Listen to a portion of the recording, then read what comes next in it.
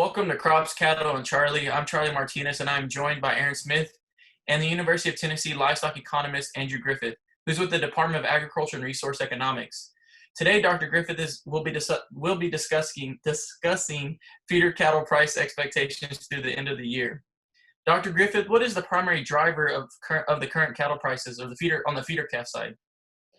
Well, we could go all the way to the consumer and say that's where it is being driven, but let's just go to the feedlot and back into feeder cattle from there, because the feedlot's buying those feeder cattle and they're trying to look at a margin on what they can make money with.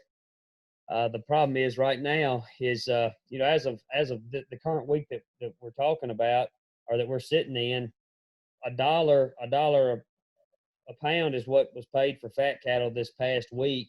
And there's no reason to see that those prices will increase in the next week or two. And so those low prices in the feedlot going to the packer is what's going to be driving these feeder cattle prices. Dropped $15 a hundred over a 3-week time period, and that $15 a hundred just put the brakes completely on feeder cattle prices. Coronavirus started it. We got a backlog of cattle. That's why we got cheap cattle, because we're trying to work through a bunch of heavy steers and heifers that are heavy live weights, heavy carcass weights, and beef production is really, really high. So that goes back into that consumer. But when you're sitting at $1 or $100 a hundred on fat cattle, those feedlots just are not willing to pay for feeder cattle. And so there's a lot of yearling cattle that are going to be coming on the market. The reason why this is a very pertinent topic at this time is because a lot of yearlings will be coming to market in July, August, and early September.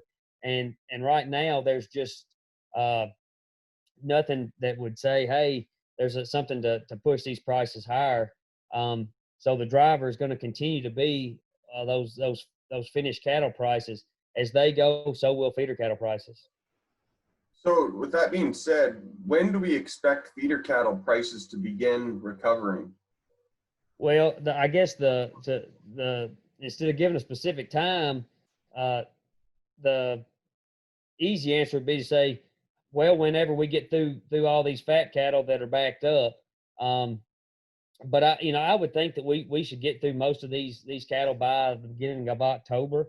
Does that mean that we'll wait until the beginning of October to see these prices start to recover?